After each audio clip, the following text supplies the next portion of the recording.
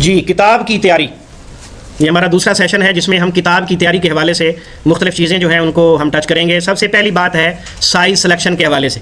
Size selection जो है वो हम आपको बता चुके हैं कि इसमें प्रिंटिंग पेपर साइज़ का हमने बहुत ज़्यादा ख्याल रखना है।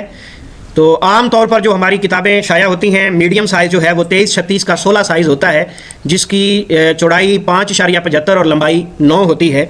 ये 16वां साइज़ होता है, ये आपको पहले भी दिखाया था, ये वाली किताब है।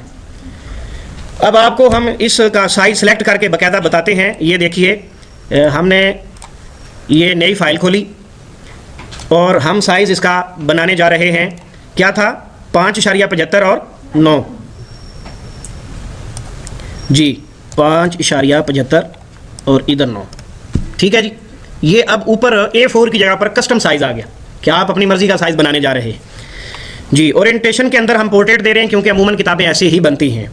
पेजेस इसका 1 है तो हम 1 ही रहने देते हैं। अब हमने इसका मार्जिन सेट करना है। ये जो छोटी किताब होती है इसमें 1.25 इंच मार्जिन कम से कम होना चाहिए। ये वाली जो किताब होती है, ये माशाल्लाह दारुसलाम वालों ने तो मेरा ख्याल है 1 इंच से भी ज़्यादा दिया हुआ है।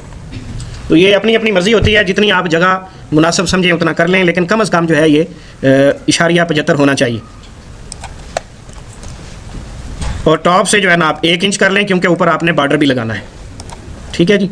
ये अगर आप पूरे को सिलेक्ट करके यहाँ पर आप डबल क्लिक मारें ना, यहाँ पे डबल क्लिक मारे तो पूरा सिलेक्ट हो जाता है। इसके ऊपर आप टाइप कर दें 0.75।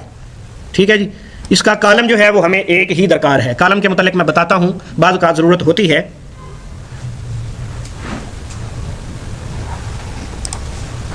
जी, तो एक ही कॉलम जो है ये हमने सेट कर लिया, ओके किया, ये हमारी फाइल बन गई। ये देख लें, ऊपर से 1 इंच है, लिहाजा इसकी ये वाइट स्पेस ज़्यादा है ऊपर से। ठीक है, और नीचे और दाएं बाएं पौना इंच बराबर है।